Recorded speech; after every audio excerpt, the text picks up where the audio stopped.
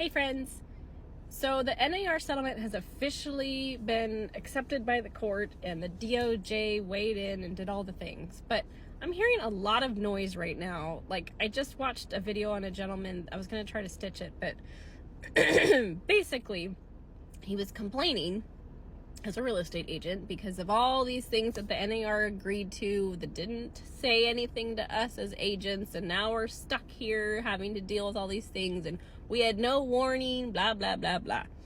Bunch of bull hockey. Okay, we have known that the NAR, since the NAR did their settlement in the first place last March, we knew what was happening. Okay, there was a point where every single day I was in a meeting with my broker, with my coaching programs, with my local Amador County Association of Realtors, California Association of Realtors, the National Association of Realtors. Everybody was talking about it and all the proposed changes and all of the things. I haven't really looked at all the nitty-gritty details, but from what I understand, there hasn't been any changes to what we've been told since March when they sent in their settlement agreement. And it sounds like everything's been approved by the court. So this, I don't know where he's coming from, if he's just now on the bandwagon trying to get people to watch his video. I don't know.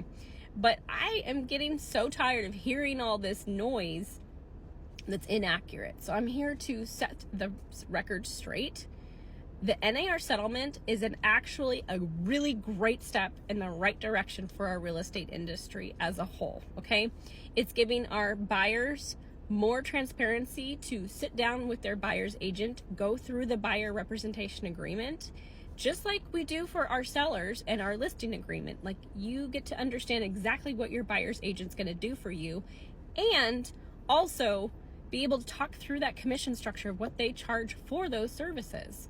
Because as of right now, before the settlement went into effect, so not now, but before it was a really hard thing for buyers to understand what buyer's agents would do for them. And spoiler alert, buyer agents actually do so much for the transaction. Without them, the transaction would not go through. And this is also one of the number one reasons why when real estate agents start their career as an agent, they start as a buyer's agent and usually transfer into being solely a listing agent because it's less work. Okay, so, and I'm not faulting anybody for thinking that a buyer's agent doesn't do anything, because we have taught you that. Okay, we have gone through this process for decades now, since there was a whole change to having a buyer agent versus a seller's agent. It used to be that the buyer's agent was a sub-agent of the seller's, the listing agent, and now they're separate, but we're still having the seller pay for the commissions. So, but it also has been a negotiable term this whole time.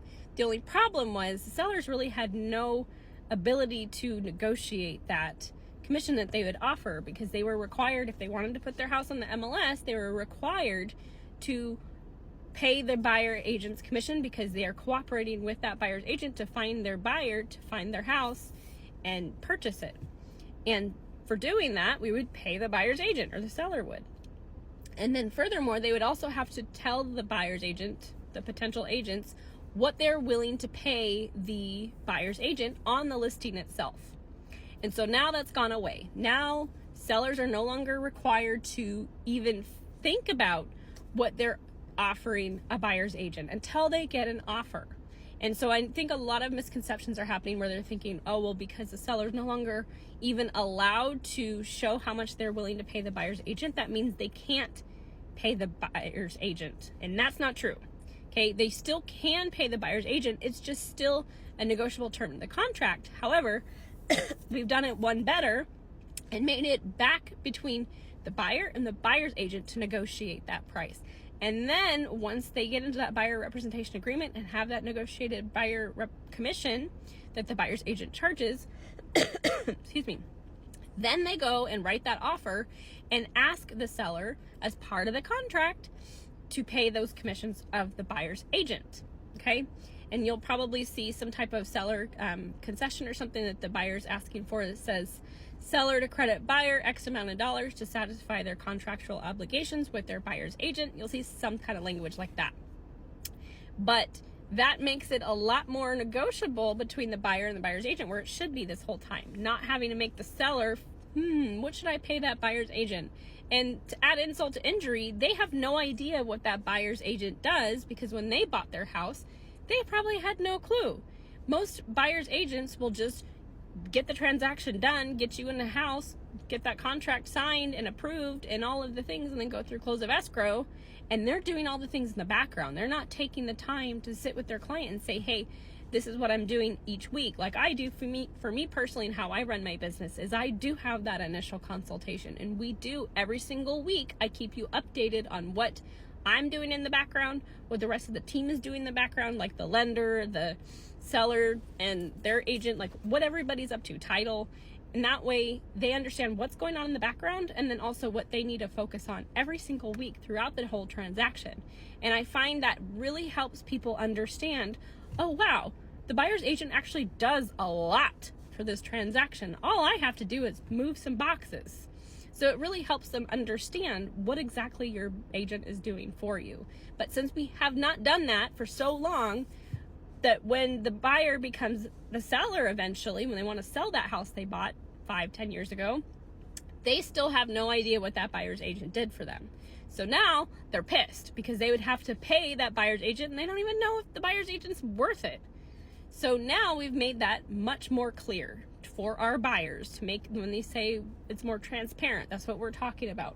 It is now requiring that buyer's agent to sit down with you and talk through what they actually do for you as part of the transaction. And they further talk about the commission structure and how they charge for their commissions.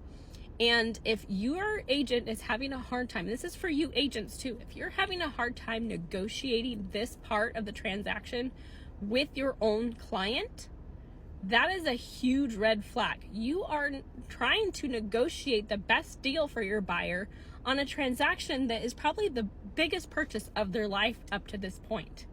And you mean to tell me you can't even have that awkward conversation about how much you charge to help them purchase this house? Then you probably should not be a real estate agent. You should probably find another job or be a transaction coordinator and do all the paperwork side. But if you can't negotiate even with your own client, you should probably need to work on those negotiation skills or move out of the industry. And this is what you're going to see a lot of. This is why we're saying it's kind of cleansing the real estate industry. We're getting rid of the people that don't see the value in teaching and educating their buyers so that they can be sellers one day and understand the process as well. We're getting rid of those people. So you're going to hear a lot of noise from them for a while until they're gone.